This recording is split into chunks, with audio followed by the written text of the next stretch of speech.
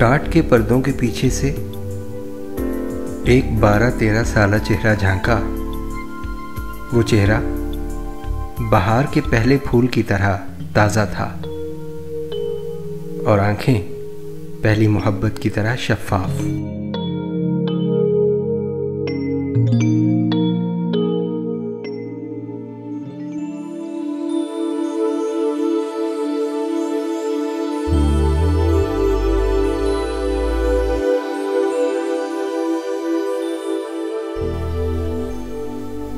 लेकिन उसके हाथ में तरकारी काटते रहने की लकीरें थीं और उन लकीरों में बर्तन मांजने वाली राख जमी थी।